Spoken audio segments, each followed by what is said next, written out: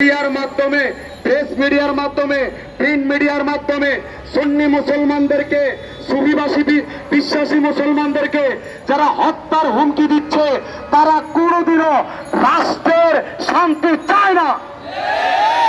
যারা হামলা করেছিল তারাই আমাদের সম্মানিত চেয়ারম্যান মহোদয়কে এবং নির্বাহী মহোদয়কে তারা হত্যার হুমকি দিয়েছে।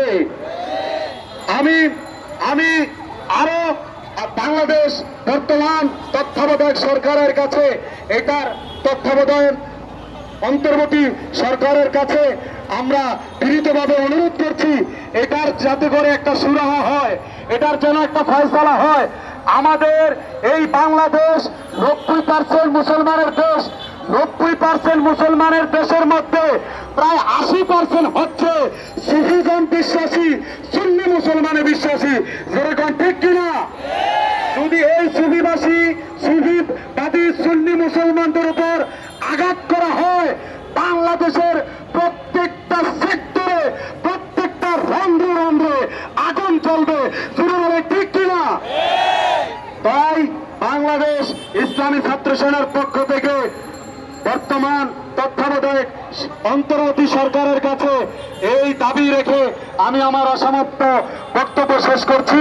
আসসালামু আলাইকুম ওয়া রাহমাতুল্লাহি ওয়া বারাকাতুহু।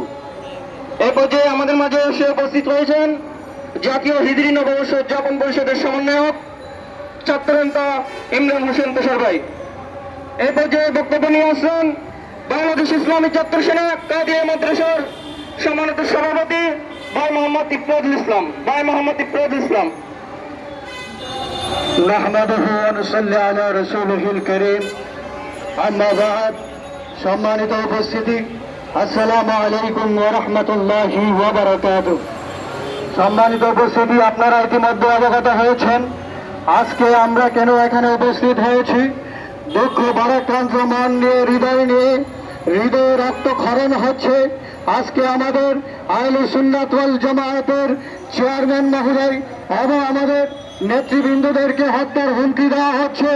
সম্মানিত উপস্থিতি, আপনারা জানেন এই দেশে যারা অস্থিতিশীল করে তুলতে চায়, এই দেশের শান্তিকে যারা বিঘ্ন করতে চায়, তারাই আজকে এই হত্যার হুমকি দিচ্ছে। কথা বলেন ঠিক কিনা? প্রশাসন ভাইদের দৃষ্টি আকর্ষণ করছি, 2000